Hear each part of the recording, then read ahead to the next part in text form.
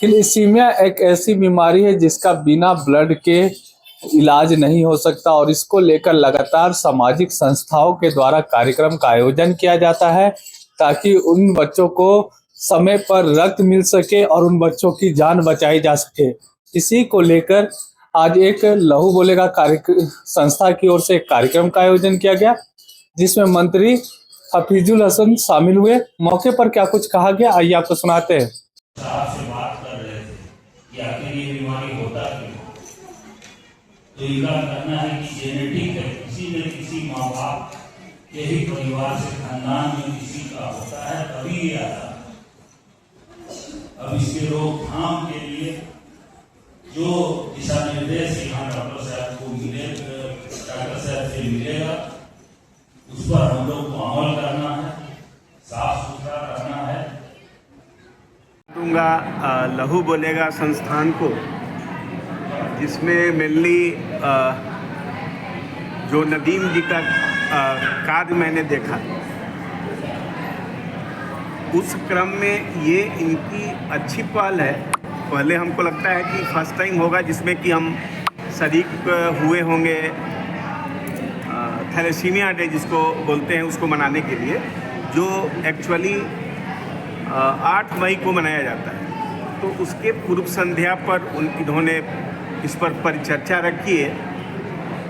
Mainly मैं academic portion से यही बताने आया हूँ कि ये डिजीज़ क्या है और एक्चुअली थैलेसीमिया डे का थीम क्या है।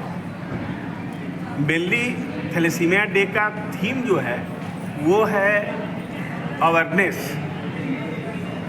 जागरूकता लाना। जो पेशेंट थैलेसीमिक और सिकल सेल एनीमिया के हैं, उनके सराउंडिंग को भी जागरूक करना कि उसके लिए क्या करना है। तो एक हो गया अवेयरनेस, दूसरा हो गया प्रमोट करना है कि जो ब्लड डोनर हैं ऐसे बच्चों के लिए निश्चित रूप से अपना ब्लड डोनेट करें। तीसरा है एम थैलेसीमिया डे मनाने का, जिसमें कि उसके पेशेंट को और फैमिलीज़ को, जो भी उसका है, उसको सपोर्ट करना।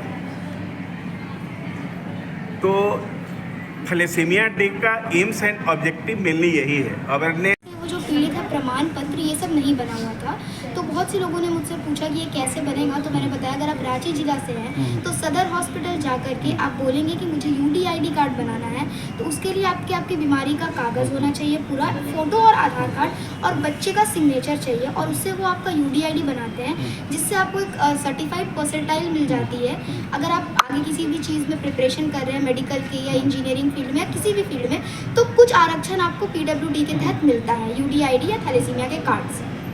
उसमें अगर 40% एवब होता है तो आपको ज़रूर मिलता है। ये बता, मैं सरकार से हम सब बच्चों की तरफ से बस एक ही गुजारिश करना चाहूँगी, हमें गोद ले लीजिए, हमारे खर्चों को समझिए। जो 1000 पेंशन आप हमें देते हैं वो पिछले 1 महीने से हमारे पास अभी तक आई भी नहीं है। वो पेंशन स्थगित हो चुकी है और इसके पीछे पता नहीं क्या कारण है।